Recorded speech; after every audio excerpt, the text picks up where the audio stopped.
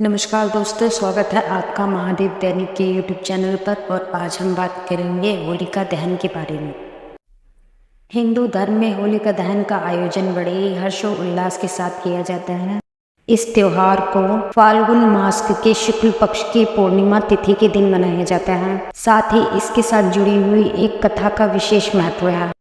हिंदू धर्म में कई प्रमुख त्योहार बहुत ही खुशी के साथ मनाए जाते हैं, जिसमें होली का त्योहार का विशेष महत्व है। होली के त्योहार की शुरुआत वास्तव में होलिका दहन से होती है। कई हिंदू धार्मिक मान्यताओं के अनुसार ऐसा माना जाता है कि होलिका दहन बुराई पर हुई अच्छाई की जीत के रूप में मनाया जाता है।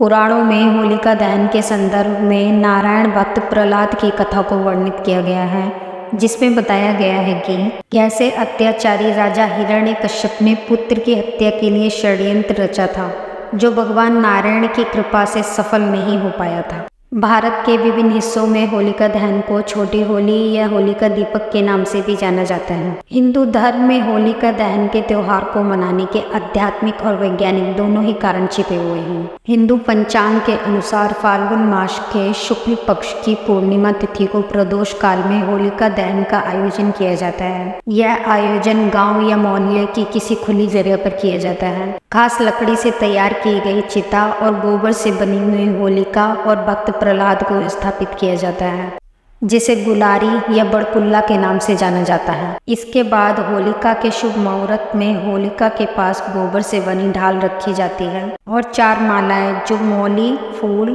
गोबर, ढाल और गोबर से बने खिलौनों से बनाई जाती है, उन्हें अलग से रख लिया जाता है। इनमें से एक माला हमारे पितरों को समर्पित की जाती है और दूसरी माला भगवान हनुमान जी के लिए समर्पित की जाती है और तीसरी माला शीतला माता के लिए और चौथी माला घर और परिवार के लिए रखी जाती है। पृथ्वी पर हिरण्यकश्यप नामक एक राजा शासन करता था, जो भगवान विष्णु का सबसे बड़ा शत्रु माना जाता था।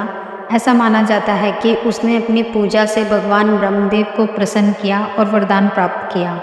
उस वरदान के अनुसार उसे यह वरदान मिला था कि न किसी मनुष्य द्वारा, न किसी पशु द्वारा, न दिन में न रात में, न घर के अंदर न घर के बाहर, न किसी अस्त्र से न किसी शस्त्र से, इन सभी चीज़ों के द्वारा वह कभी नहीं मारा जा सकेगा। उसने अपने राज्य में सभी को यह आदेश दिया कि कोई भी ईश्वर की पूजा नहीं करेगा। लेकिन उसका पुत्र प्रहलाद भगवान विष्णु का परम भक्त था। जब उसने अपने पुत्र को भगवान विष्णु की पूजा करते देखा तो उससे यह बिल्कुल सहन नहीं हुआ और उसने अपने ही पुत्र को दंड देने की ठान ली।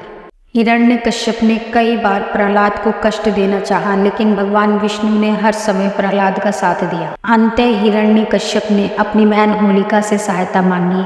होलिका को यह वरदान था कि उसे अग्नि जला नहीं सकती, इसीलिए होलिका भक्त प्रहलाद को लेकर अग्नि में प्रवेश कर गई। लेकिन भगवान विष्णु की कृपा से प्रहलाद बच गया और होलिका उसी अग्नि में भस्म हो गई। तब से होलिका दहन का त्योहार बुराई पर अच्छाई की जीत के रूप में मनाया जाता है। होलिका दहन का वैज्ञानिक कारण। होली वसंत के मौसम में खेली जाती है, जो कि सर्दी के अंत और ग्रीष्म ऋतु के बीच की अवधि होती है। इसीलिए होलिका दहन के पीछे छिपा वैज्ञानिक कारण यह है कि इस त्योहार में जलाई गई लकड़ियों से हवा में फैले जीवाणु नष्ट हो जाते हैं और होलिका की परिक्रमा करने से शरीर में फैले हुए कीटाणु भी गर्मी से नष्ट हो जाते हैं। वहीं देश के कुछ हिस्सों में होलिका दहन के बाद उसकी राख को लोग अपने शरीर और माथे पर लगाते हैं, जिसे मानसिक और शारीरिक स्वास्थ्य के लिए बहुत अच्छा माना जाता है। दोस्तों, ये थी होलिका दहन की कहानी। आशा करती हूँ आज की मेरी वीडियो आपको बेहद पसंद आई होगी। हमारी वीडियो को लाइक, चैनल को सब्सक्राइब और कमेंट करना ना भूलें। हर हर महादेव।